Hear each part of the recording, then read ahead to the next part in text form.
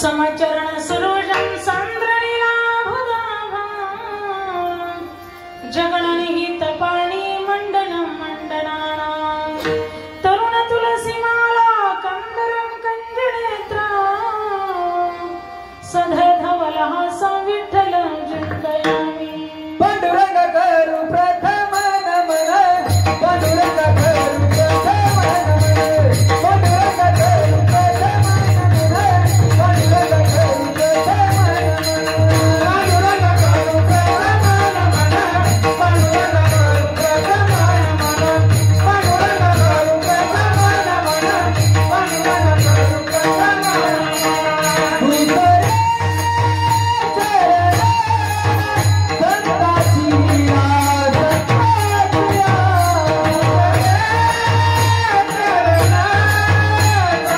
प्रथम नमन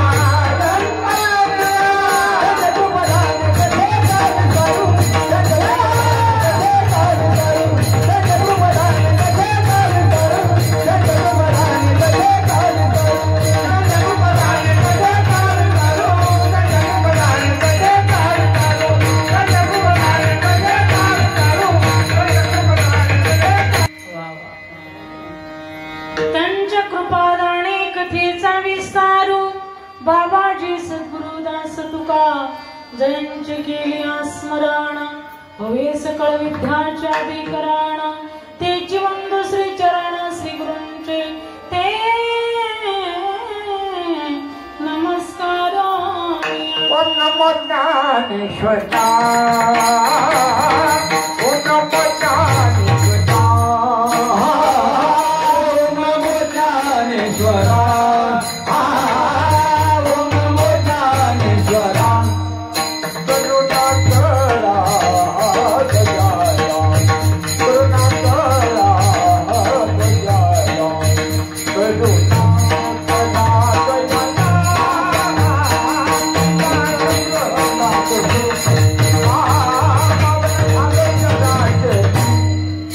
करुणा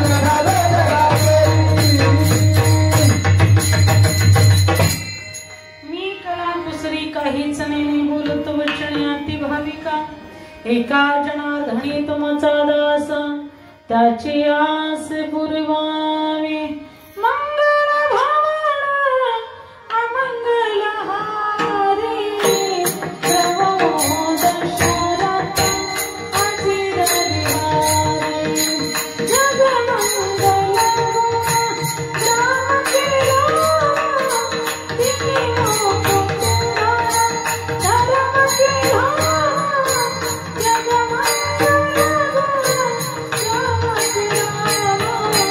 केला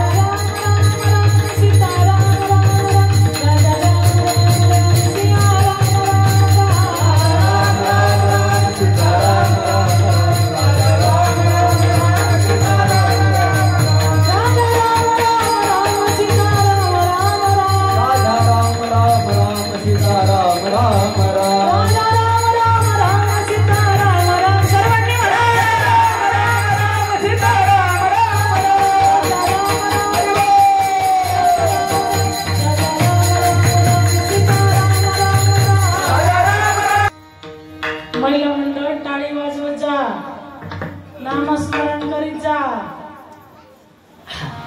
कोण कोण भजन म्हणल्यावर हात करा.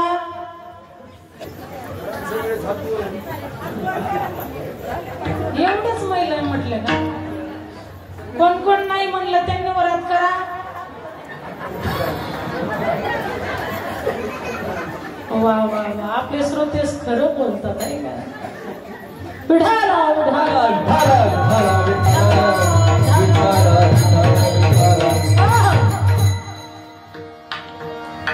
जगमंगल गुण ग्राम की रामा, दे मुक्ति धन धर्म की धामा.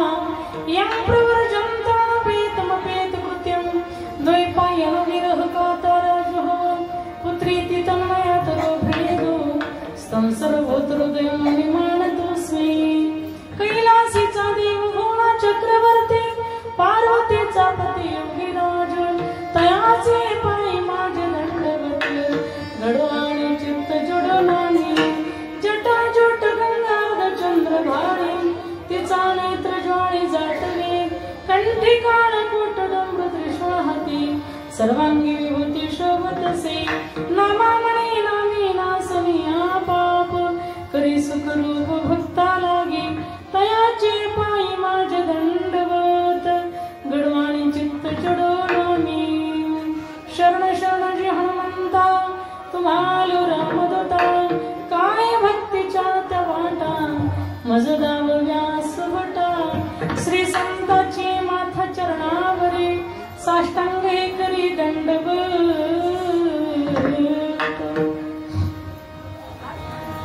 शिव भोळा चक्रवर्ती, शिव भोळा चक्रवर्ती. त्याचे पाय माझे चित्ती, वाचिवदता शिवणा. तरण बाधी क्रोध कामा. विठ्ठला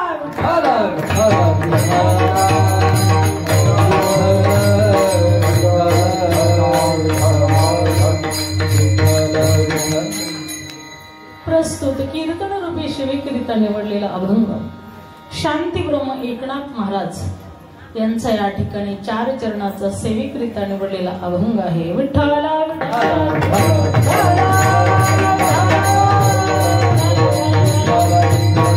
सर्वांनी भजन करायचा प्रयत्न करा. हात वळत नसतील तर वळवायचा प्रयत्न करा. वळतात ना? काही टेन्शन नाही. महादेवाच्या कृपेने सगळं व्यवस्थित आहे. असंच तुम्हाला आरोग्य ऐश्वर्य लाभो, दीर्घ आयुष्य लाभो, पण भजन केलं तर विठाला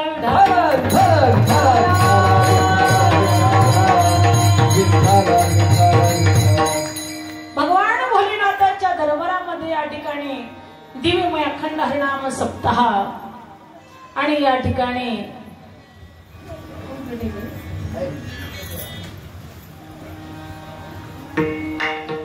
दिव्यमय अखंड हरिनाम सप्ताह पारेश्वर भगवान भोलेनाथ यांच्या कृपा आशीर्वादाने वर्ष 32 वर्ष झालं या ठिकाणी आपला अखंड हरिनाम सप्ताह चालू आहे.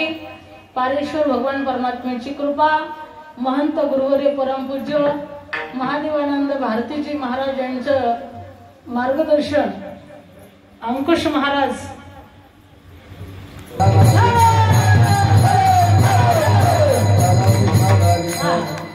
तसेच विण्याचे पहारेकरी आमचे भोले वडजल बघते. त्यांचं काय नाव आहे? तुमचं बी नाव घेतो थांबा. रघुनाथ महाराज. तुम्हालाही धन्यवाद. सर्व गायनाचार्य छान असे चाल गायली महाराज मंडळींनी, त्यांनाही मनापासून धन्यवाद देते. विठ्ठल विठ्ठल.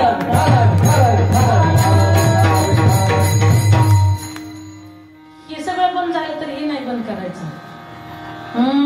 विठ्ठल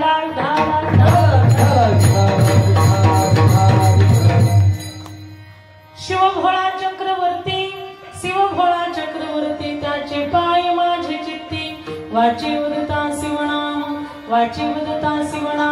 तयान बाधी क्रोध का.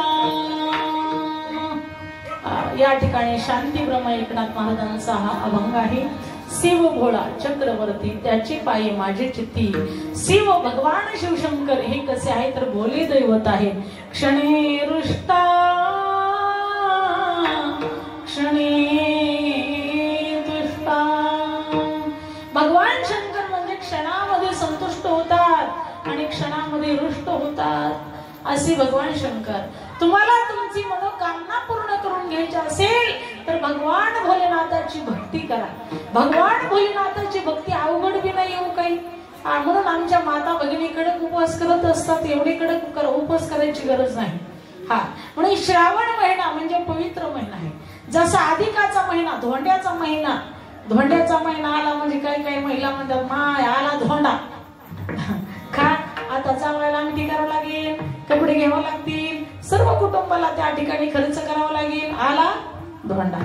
धोंडा महाराज सांगतात तसा धोंडा असू द्या. तो तर धोंडा आहे पण दान केलेलं चांगलं असतं धोंड्याच्या महिन्यात.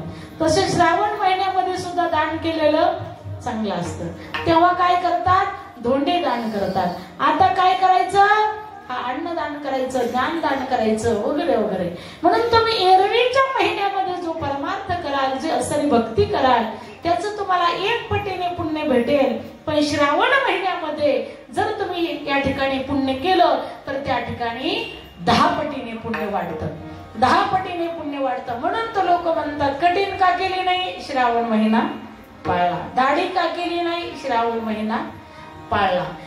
मग त्या ठिकाणी पांढरी कांदी खायला सुद्धा माणसं म्हणतात श्रावण महिना पाळला. कोंबड्यावाल्याच्या सुद्धा कोंबड्या इकत माळा घातल्या का नाही? कोणी कोणी माळा घातल्यात. खरं तुम्हाला शेजारीची शपथ वरात करा.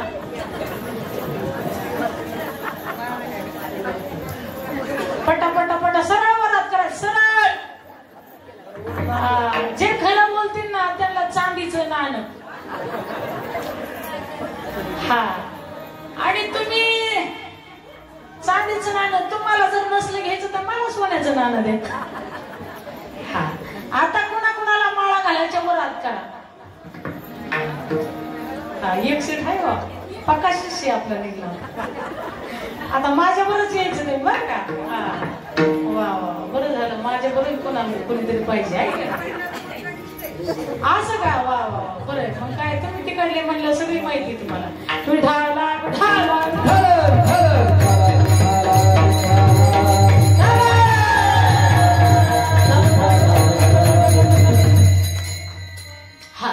म्हणून या ठिकाणी महाराज सांगतात श्रावण महिन्यामध्ये जर देवाची भक्ती केली, महादेवाची भक्ती केली तर महादेव लवकर प्रसन्न होतो.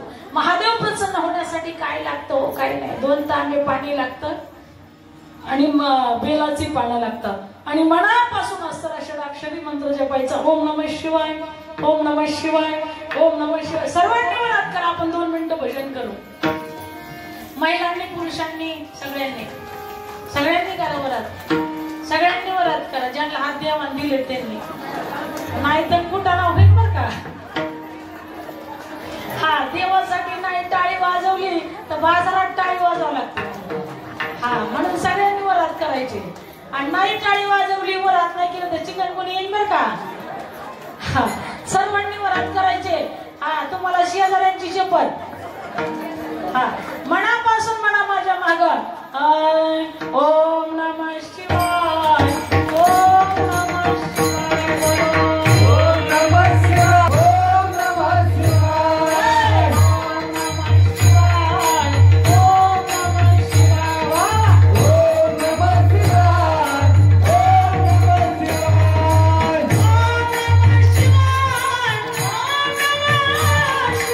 ओम नमः शिवाय, ओम नमः शिवाय.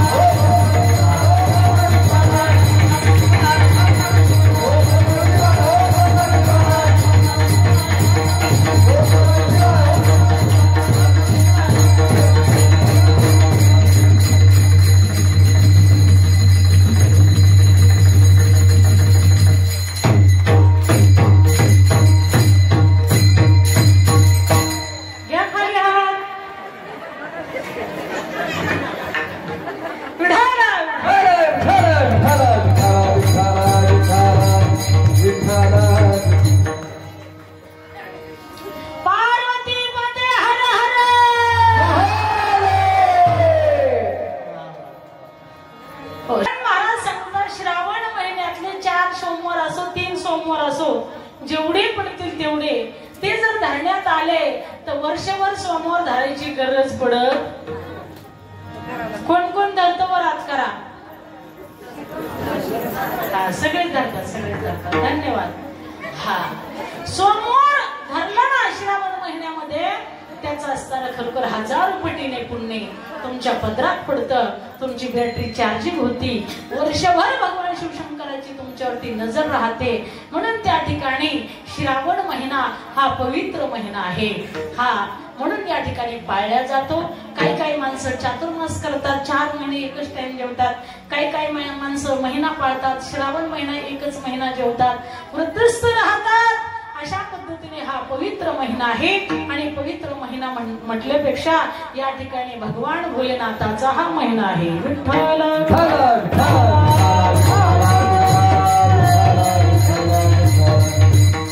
हा, म्हणून श्रावण महिना पाळायला चांगला असतं. श्रावण महिन्यात माळा घातलेल्या सुद्धा चांगल्या असतात. आता प्रत्येक वर्षी जर असं 50-50 लोकांनी माळा घातल्या तर एक सुद्धा बिनमाळकरी राहणार. मी एका गावात असं सांगितलं, म्हटलं दरवर्षी 100 लोकांनी माळा घालत जा. एवढा लाखो रुपये तुम्ही खर्च करता, मग काहीतरी तुमचाही फायदा झाला पाहिजे. ते म्हटले आमच्या फायद्याचं जाऊ द्या हो, पण दुसऱ्याच्या नफ्याचं बघितलं पाहिजे. म्हटलं काय? म्हटलं जे कुक्कुट पालन करतात त्यांनी कोंबड्या कुणालाही खायच्या. याला म्हणतात शेराला सव्वा शेर. विठाला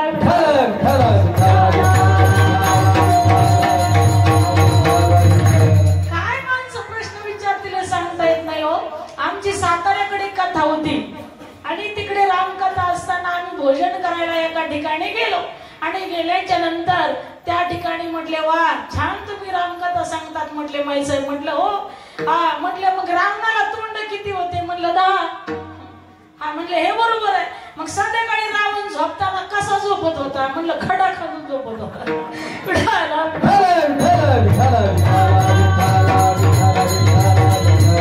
काय कोण विचारेल ते सांगता येत नाही. आता श्रीमद भागवत कथा, रामकथा करतो, कीर्तन करतो.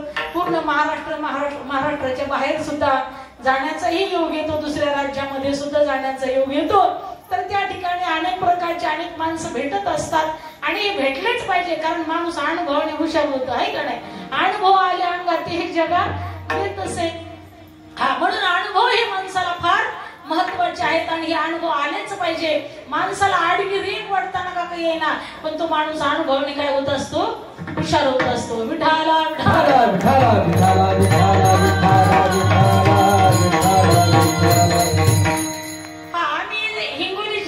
माझी कथा होती. गोरेगाव म्हणून गाव होतं.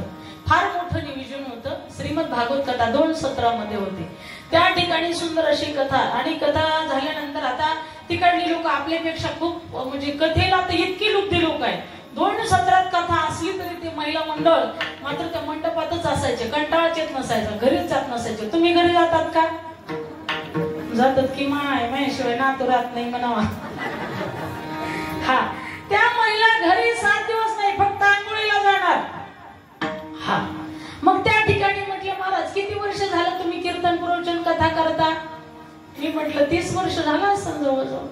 वयाच्या 9व्या वर्षापासून सुरू केले म्हटलं आम्ही कथा कीर्तन करायला. हा म्हटले मग तुम्ही भिंत कधी चालवणार? म्हटलं लगेच चालवते, तसं काय टेन्शन. म्हटलं तू वाघा बसून ये, हातात सापाचा चाबूक घेऊन ये, मी लगेच इकडून भिंत घेऊन येते. जैशाला वैसे आहे का? हा तसं जर केलं तर ठीक आहे. नाही तर माणसं लय टिंगल करतात, लय पोथी वळखतात. जशाला तशाच उत्तरे द्यावं लागतात.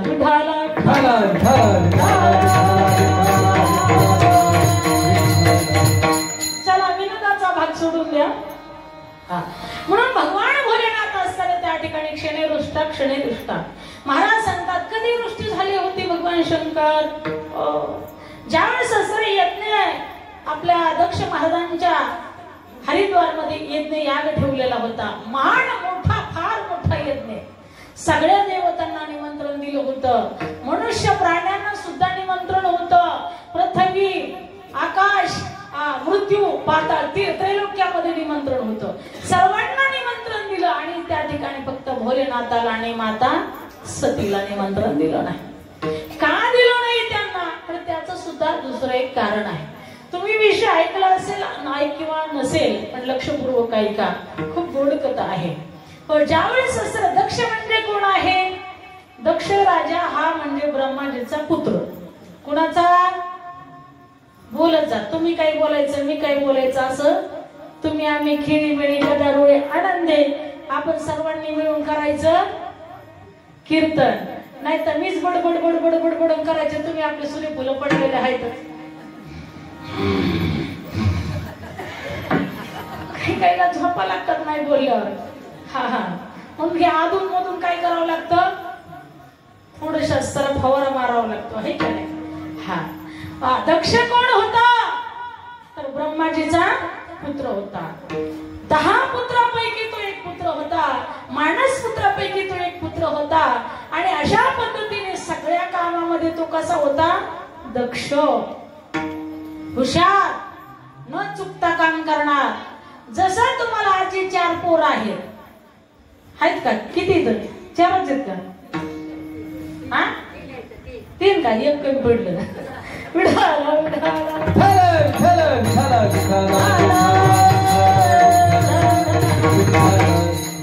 हा 3 पोरं. पण एकाला काम सांगितलं तो म्हणतो आई येतो बाहेरून. दुसऱ्याला सांगितलं तो म्हणतो मला सवड नाही. तिसऱ्याला सांगितलं तो म्हणतो आई लगेच करतो. मग तुम्ही कोणत्या मुलाला प्राधान्य देणार? जे तुमचं ऐकतो त्यालाच ना, जे तुमचं काम करतो त्यालाच.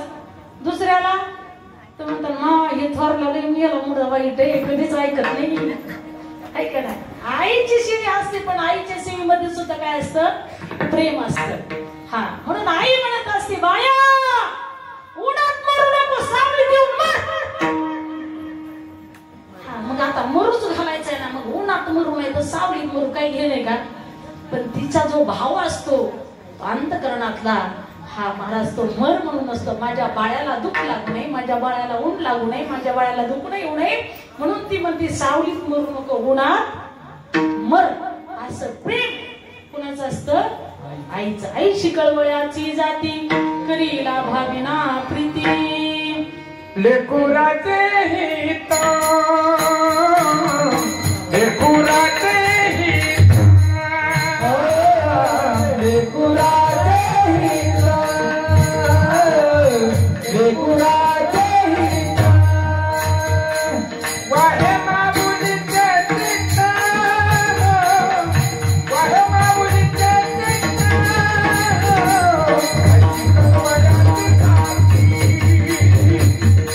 शिकवण्याची लेकुराचे हित वाही माऊलीचे चित्त, आईशी कळवळ्याची जाती करीला भाविना प्रीती. हा महाराज आईचं प्रेम असतं, निष्काम प्रेम. म्हणून ती म्हणत असते बाळ्या उन्हात मरू नको, सावलीत येऊन मर. म्हणजे याचा अर्थ उन्हात खेळू नको, सावलीत येऊन खेळ. तिच्या अंतकरणातलं प्रेम त्या ठिकाणी खरोखर त्या माऊलीलाच माहिती किती असतं. किंबहुना धनुर्धरा जो मातीच्या उदरा, तो मातीचा सोयरा, केतुला पाठी केचला विषयकडे. म्हणून या ठिकाणी ब्रह्माजीने त्या ठिकाणी आपला मुलगा सर्व कामामध्ये दक्ष आहे म्हणून त्याचं नाव काय ठेवलं? दक्ष महाराज की. हा दक्ष नाव त्याचं ठेवलं. ठेवल्याच्या नंतर त्याला सभापतीचं पद दिलं. सभापतीचं पद दिल्याच्या नंतर एखाद्याला आमदार पद भेटलं, सभापतीचं पद भेटलं, मंत्रीपद भेटलं की सगळा महाराष्ट्र जातो आणि त्यांचं स्वागत करतो, है का नाही? कुणी फुलं देतात, कुणी गुच्छ देतात, कुणी शाल देतात, कुणी शुभेच्छा देतात वगैरे वगैरे. तसं या ठिकाणी या दक्ष महाराजांना सगळे शुभेच्छा देण्यासाठी आले. दरबार भरवलेला आहे, फार मोठा दरबार आहे. कुणी शाल श्रीफळ देते, कुणी गुच्छ देते, कुणी हातात हात घेते, कुणी गळा भेट घेते.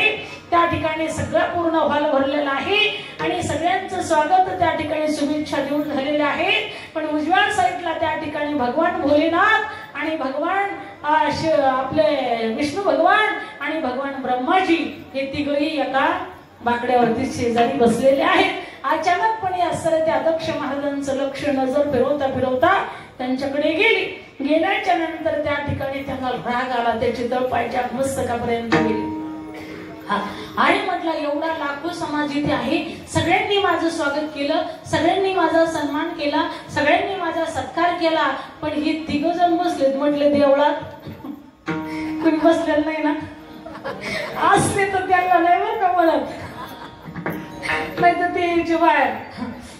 बसले तर बसू दे म्हणा, विने कधी कुणी असले तर. मग म्हटले हे तिघ जण एका कोपऱ्यामध्ये बसलेत, एकाने सुद्धा शब्दाने सुद्धा मला शुभेच्छा दिल्या. काय कंजूस आहे बुवा म्हटलं हे. कोण म्हणत आहे? दक्ष महाराज, आहे का नाही?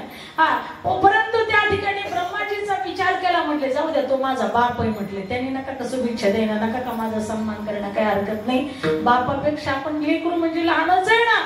ठीक आहे म्हटले. विष्णूजींनी पण सन्मान नाही केला. ठीक आहे म्हटले, तो माझा आजोबा आहे. म्हणजे ब्रह्माजीचा बाप कोण? विष्णू भगवान. मावशी काही विसरलं? कडी लावायची. विठाला विठाला विठाला विठाला विठाला विठाला. वा वा, तुळस घ्यायची मावशी. विठाला विठाला विठाला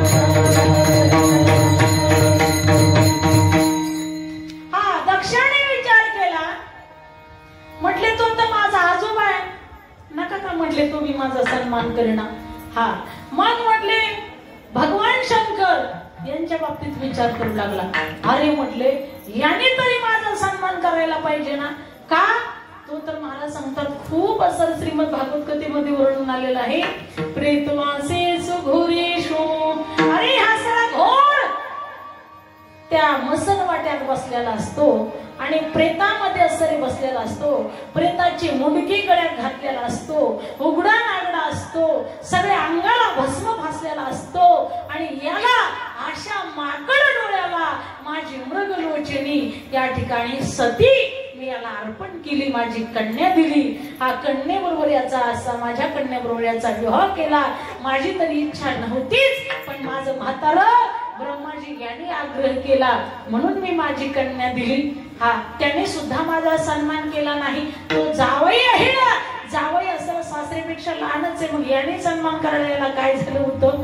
शेवटी भगवान शंकराला काही माहित नाही, दक्ष महाराज कधी आला माहित नाही, सभा कधी भरली माहित नाही, त्याचा सन्मान कुणी केला हे माहित नाही. का? ते डोळे झाकून बसलेले होते. श्रीराम जय राम जय जय राम, श्रीराम जय राम जय जय राम, श्रीराम जय राम जय जय राम, श्रीराम जय राम जय जय राम, श्रीराम जय राम जय जय राम, श्रीराम जय राम जय जय राम, श्रीराम जय राम जय जय राम असा जप करत राघवेंद्र प्रभू रामचंद्र सरकारजीचं त्या ठिकाणी मना दृष्टी समोर मूर्ती आणली. त्या मूर्तीचं ध्यान करत करत करत परमात्म्याचं सर त्या ठिकाणी भजन करत होते.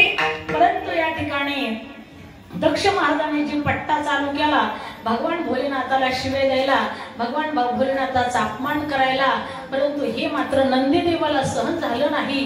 नंदीदेव म्हटले, दक्ष काय तुला म्हटले असं सभापतीचं पद आलंय तर अहंकाराने असं तुडुंब भरला आणि देव आदिदेव सबसे बडे महादेव यांचा अपमान करत आहे. तुला अक्कल आहे का म्हटले काही? अरे योग्यांच्या ध्यानी तू असताना खरोखर अनेक ऋषी मुनी यांची साधना करतात, भजन करतात, ध्यान करतात, धारणा करतात आणि तू हे काय करायला लागला?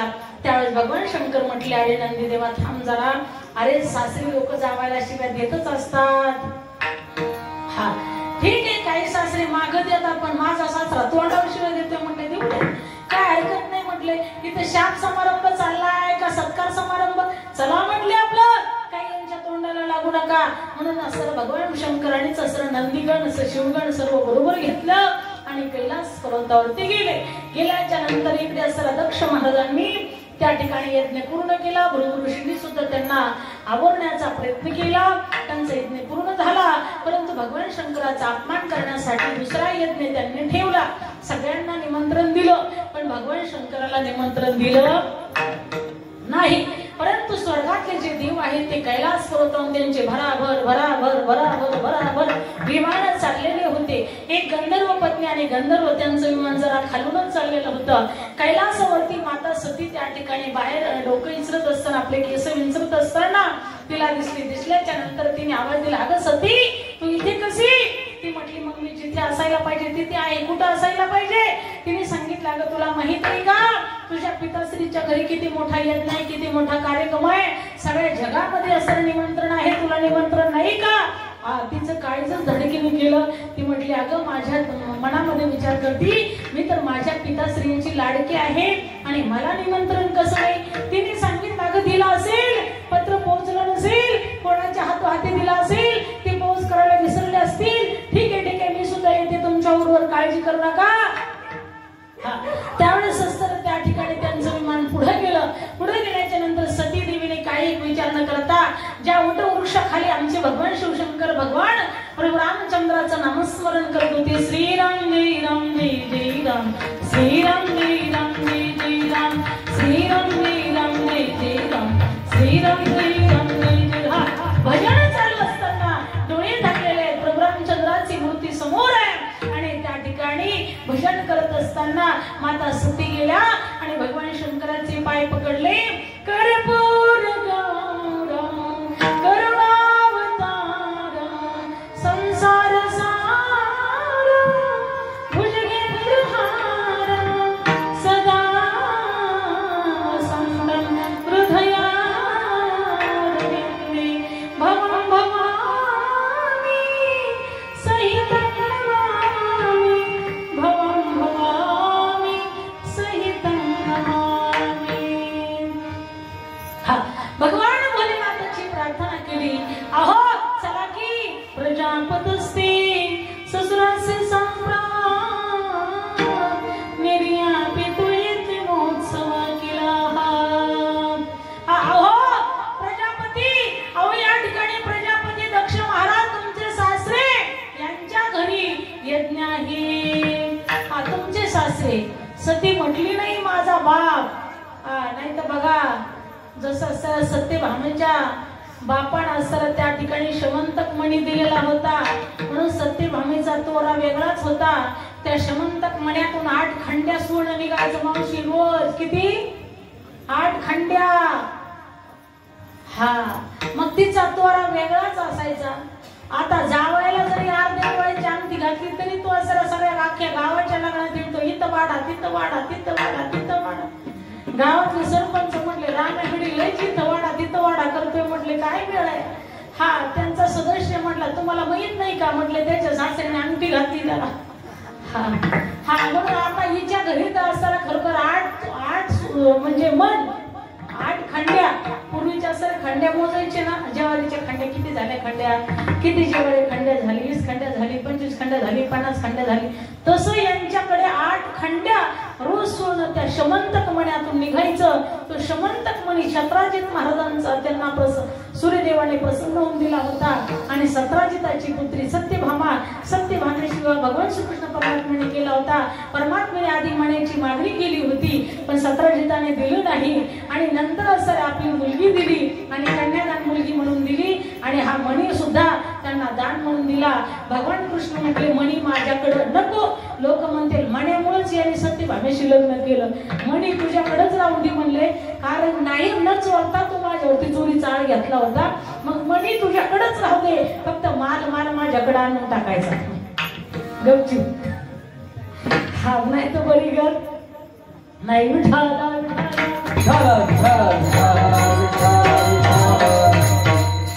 सत्यभामाची माझ्या बापाने असं केलं, माझ्या बापाने तसं केलं, माझ्या बापाचं एवढं सोनं, माझ्या बापाचं तेवढं सोनं.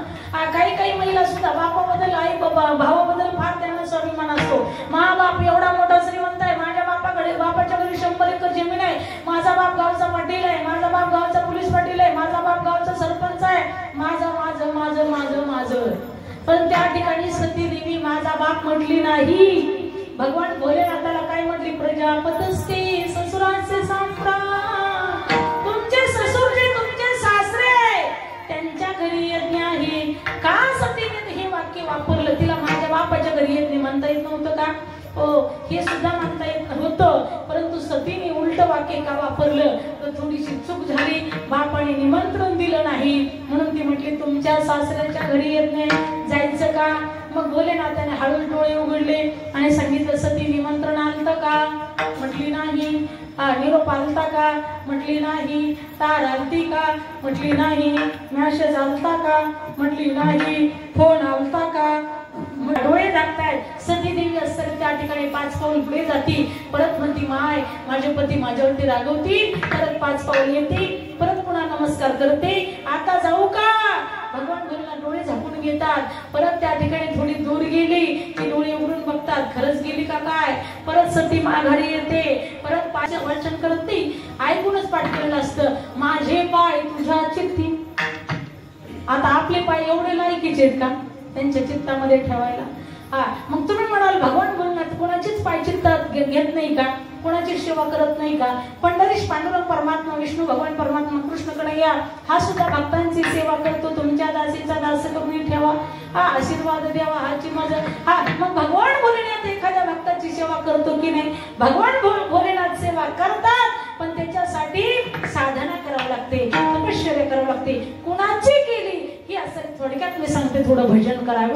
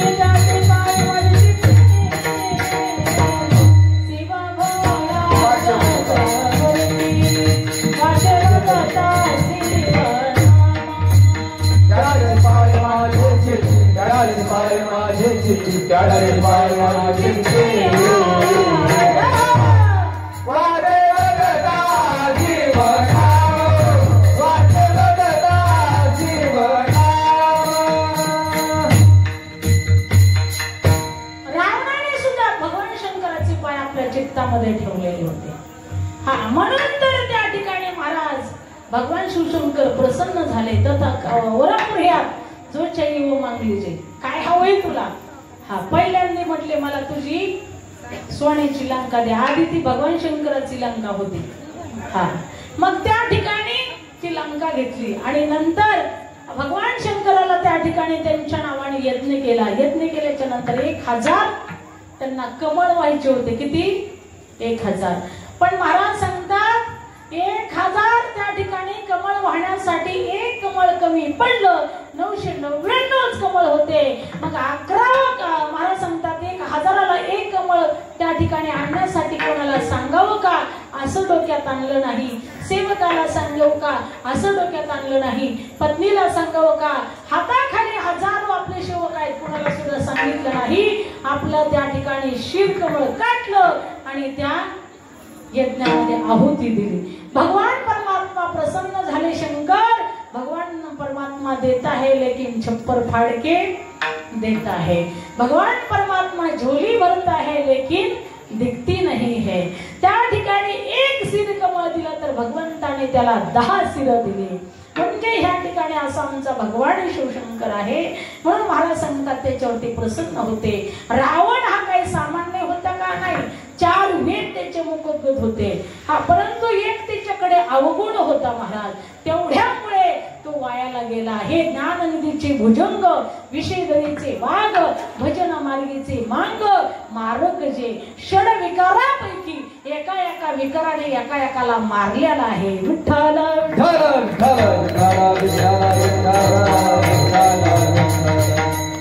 एक छोटासा भक्त होता. इकडे भगवान शंकर मात्र त्या ठिकाणी माता पार्वतीला घेऊन विमानामध्ये चाललेले होते. जात असताना एक राजा भगवान शंकराची प्रार्थना करत होता, अभिषेक करत होता. ओम नमः शिवाय, ओम नमः शिवाय, ओम नमः शिवाय. असे 1000 भक्त होते, 1000 सेवक होते, 1000 त्या ठिकाणी कर्मचारी मंडळी होते आणि तेवढ्यामध्ये 1000 ब्राह्मणही होते. सगळे 1000 ब्राह्मण यज्ञामध्ये आहुती देत होते. त्या ठिकाणी मंत्र म्हणत होते. माता पार्वतीने ते पाहिल्याच्या नंतर म्हटले, वा भगवान क्या बात है. अहो तुमचे किती भक्त भक्ती करतात.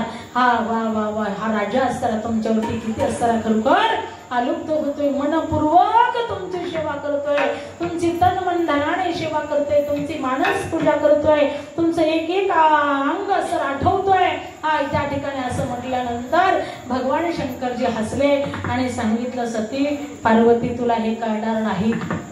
हा अरे खरा भक्त कोण आहे तुला सांगू का? म्हटले सांगा. अरे म्हटलं सर हे जेव्हापासून अभिषेक चालू झाला का तेव्हापासून माझा छोटा भक्त तिथे एक उभा आहे, त्याला आत यायला प्रवेशच नाही. मग काय करू? त्यांचे भालदार चोपदार दारात उभा आहेत, ते काय त्याला आत येऊ देणार. कारण त्या लेकराचा रोजचा नियम होता महाराज, जायचं गंगेवर आंघोळ करायची, वल्या पडद्यानं आपल्या तोंडात पाणी आणायचं, वल्या पडद्यानं महादेवाला घालायचं.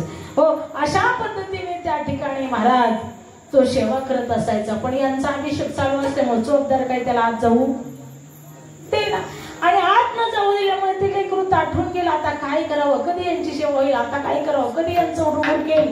तेवढ्या भगवान भोलेनाथाने झेच आवाज केला, भूकंप झाल्यासारखा मोठा असा त्या ठिकाणी सगळं ब्रह्मांड असं या ठिकाणी सगळं उलथून पडतंय की काय असं वाटलं. तेवढ्यामध्ये सगळे ब्राह्मणासहित, राजासहित, चौकदारासहित, कर्मचाऱ्यासहित, सेवकासहित आपला जीव घेऊन मंदिराच्या बाहेर आले आणि ती संधी साधून ते लेकरू आत गेलं आणि भगवान भोलेनाथाला तोंडातली गोणी त्याच्या माथ्यावर टाकली आणि त्या भगवान भोलेनाथाला मिठी घातली आणि त्या देवाला प्रार्थना करू लागले, अरे हे मंदिर जरी पडलं तर माझ्या डोक्यावर पडू दे, पण माझ्या भोलेनाथाला काही झालं नाही पाहिजे. म्हणून महाराज सांगतात असे भक्ती करणारे भक्त पाहिजे, तेव्हा त्या भक्ताच्या चित्तामध्ये माझ्या परमात्म्याचे पाय असतात, त्याचे पाय माझे चित्ती. म्हणून महाराज शिव भोळा चक्रवर्ती एवढा भोळा आहे माझा भगवान परमात्मा. माझ्या असताना त्या ठिकाणी उपमन्यूला दुधाचा समुद्र माझ्या भगवंताने दिला आणि उपमन्यू एक बाळा थांबुटे नदी कोण चालवे जमकाला दिवाते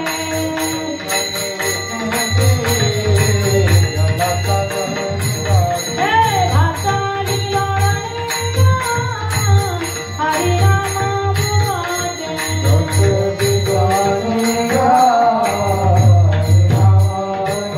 हे बाबाला चंद्राळे धाव घाताली नेते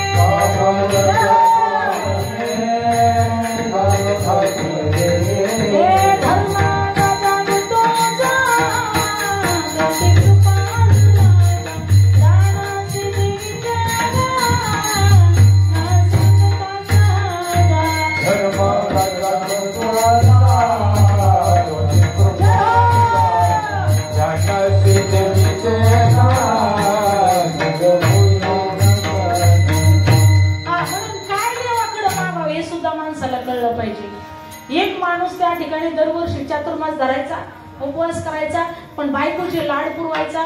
एक दिवस बायको म्हणले, अहो तुम्ही एवढी सेवा करता, एवढी सेवा करता, एवढी सेवा करता महादेवाची, माझ्यासाठी काहीतरी मागा की. तो म्हटलं सांग की काय मागायचं. ती म्हटली, अहो माझं नाकच लय बारीक आहे, देवाला म्हणा थोडस लांब करून दे. त्याची सेवा पूर्ण झाली, अनुष्ठान पूर्ण झाले, भगवान शंकर प्रसन्न झाले, वरंप्रिया जोच्या येऊ मागली. त्या ठिकाणी तो म्हटला, देवा एक काम करा, माझ्या बायकोचं नाक बारीक आहे, जरा थोडं मोठं करा. देवता थासतो म्हटले, जे मोठं झालं ना नाक एवढं की बाई किचन मध्ये असलं तरी बाहेरच्या गेट मध्ये तिचं नाक. 10-5 माणसं नाक धरायलाच होते. हातीच्या सोंडीपेक्षा 10 पटीनं मोठं. आता काय करावं, ती कंटाळून गेली. ती म्हटली, आता तुमच्या पाया पडते, एक काम करा, देवाला म्हणावा माझं नाक थोडं साखूड करा, थोडं. त्याने दुसरं अनुष्ठान केलं, देव प्रसन्न झाला. तथाच तू ओरंप्रिया जोचे येऊ मागली. ते म्हटले, आता काही नाही, जरा जास्ती लांब नाक झाले म्हटले, ते थोडस कमी करा. देवाने तथाच तू म्हटले ना, अख्खच पुसून टाकलं. नुसते भिताडाला बिळ दिसायला भिताडाला बिळ दिसायला लागले आणि भितडाला बिळ दिसायला लागल्याच्या नंतर परत तिने आरशात जाऊन बघितलं. अगं माय म्हटले, आता तर काहीच खरं नाही. तिसऱ्यांदा पती पुढे गेली, नवऱ्या पुढे गेले, हात जोडले, म्हटले आता तिसरं अनुष्ठान करा. देवाला म्हणावं आकुड नको, लांब नको, पहिलं जसं होतं तसंच ठेवा.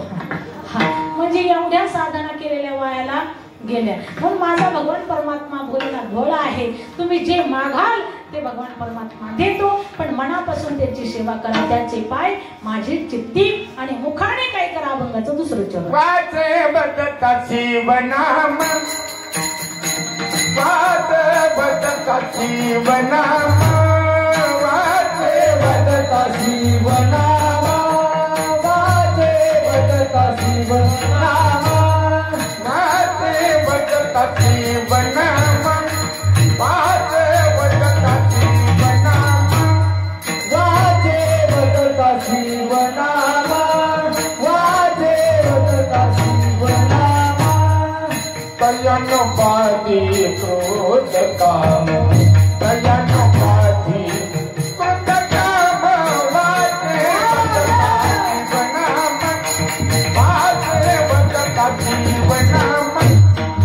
कल्याण पाठी क्रोध काम, कल्याण पाठी क्रोध काम, वाचे बदता शिवनाम, वाचे बदता शिवनाम.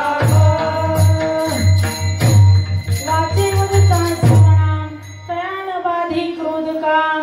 म्हणून महाराज सांगतात मुखाने काय करायचं तर नाम घ्यायचं. वाचे वदता शिवनाम. व्यर्थ काहीतरी बोलण्यापेक्षा भगवान शंकराचं नाम घ्यायचं. म्हणून वाचे वदता शिवनाम.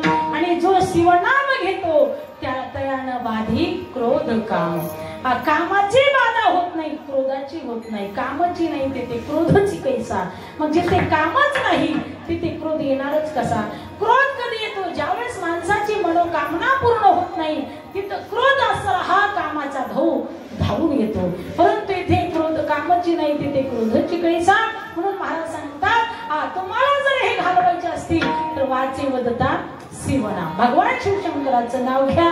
कमीत कमी तुम्हाला त्याच्याबद्दल आवड नसेल तर नसू द्या, तुम्हाला वेळ नसेल तर नसू द्या. कमीत कमी तुमच्या मुलीचं नातीचं नाव का होईना शिवानी भिवानी ठेवा. नुसतं शिवानी ठेवलं किंवा मुलाचं नाव शिवा ठेवलं तरी तुमचा उद्धार होईल. आजाराने त्या ठिकाणी देवाची भक्ती म्हणून कधीच केली नाही. पण ज्यावेळेस यम आलं त्यावेळेस तो म्हटला हे नारायण मुझे बचा लीजिए, हे नारायण मला वाचव. हे यम फार त्रास द्यायला लागले. हो त्या ठिकाणी हा नारायण सुटला आणि खऱ्या नारायणाचं दूत आलं आणि त्याला घेऊन गेलं. त्याचा उद्धार झाला. म्हणून शिवनामाचाही तसाच महिमा आहे. महाराज सांगतात जसा विष्णू नामाचा महिमा आहे तसा शिवनामाचा सुद्धा महिमा आहे. एकदा जरी तुम्ही शिव म्हटलात तरी तुम्हाला कैलास पदाची प्राप्ती झाल्याशिवाय राहणार नाही. आणि एकदा जरी रामकृष्ण हरी म्हटलात तरी वैकुंठ लोकाची प्राप्ती झाल्याशिवाय राहणार नाही. एकदा एक माणूस त्या ठिकाणी शिव म्हटला, कारण तो तर काही म्हणत नव्हता. पण एक साधू आला, तो म्हटला घे देवाचं नाव. ते म्हटलं मी नाही घेणार. ते म्हटलं घे देवाचं नाव. तो म्हटला मी नाही घेणार. ते म्हटलं घे देवाचं नाव. तो म्हटला मी नाही घेणार. म्हणलं ना मी काय तुझ्या बापाचं खाल्लंय का तू ऐकायला. तो म्हटलं नाही नाही एकदा पण तुला देवाचं नाव घ्यावंच लागेल. शेवटी तो घेणार. शेवटी हा साधू जरा धष्ट पुष्ट होता. त्याने काय केलं झेज बुडकी त्याने छातीवर मारली. म्हणता मारली असं खाली पाडलं असं त्याच्या छातीवर बसला असं त्याच्या डोक्यामध्ये 4 बुक्क्या टाकल्या. म्हटला घेतो का नाही देवाचं नाव. कारण कुंडलच्या पुढे वजन होतं, त्याचा दम कोडायला लागला. हा नावीला झाला त्यानं. म्हणला ठीक आहे बाबा. म्हटलं हर हर महादेव. भगवान शिवाचं नाव घेतलं आणि मग त्या ठिकाणी तो उठला. कारण काही काही माणसं लयच गमतीचे असतात. एका ठिकाणी चोर आले. चोर आल्याच्या नंतर त्या म्हातारीच्या घरातली चोरी केली. म्हातारी होती 1.5 क्विंटलची. ती म्हटली याचं बघतेच आता. तिने चोर पकडला असं त्याच्या बोकांडी बसली अशीच म्हणली ए पप्या जा म्हटली लवकर पोलीस स्टेशनला सांगून केस करून ये म्हटली. पटकी पोलिसाला कळव आणि पोलिसाची गाडी घेऊन ये. तो म्हटला त्या ठिकाणी म्हटलं माय जातो आजी इकडे तिकडे बघू लागला. त्याचं बुटही सापडाला चपलाही सापडाला. म्हटलं आजे माय चपला सापडा. ती म्हटली लवकर जा. ते म्हटलं माय चपला सापडा. ते चोर मला अरे बाबा माझ्या घेऊन जा पण लवकर जा. आणि तू जर लवकर नाही गेला काय आला तर आजीच्या वजनाने माझा पोलीस यायच्या आधीच अशी काही माणसं असतात. हा महाराज सांगतात तसं त्या साधूने सांगितलं एकदा का होईना तुला भगवान शिवाचं नाव घ्यावंच लागेल. तो म्हटला ठीक आहे पार्वती पती हर हर महादेव उठ म्हणला. आता तो उठला. गुंतल्याच्या नंतर योगायोगाने जो जन्माला आलाय तो मरणार आहे बाबा, मरणार आहे का नाही? आजामीला पंजामीला दिक दिक नातू पण तोही त्याचा झाला. आपण काय उरणार आहेत का? आपण सुद्धा मरणार आहे. तो बजती नासे नासे पुनरपि दिसे हे घटिका यंत्र जैसे परिभ्रमेगा. क्या भरोसा इस जिंदगी का साथ देती नहीं वो किसी का. श्वास रुक जाए चलते चलते, क्षमा बुझ जाए जलते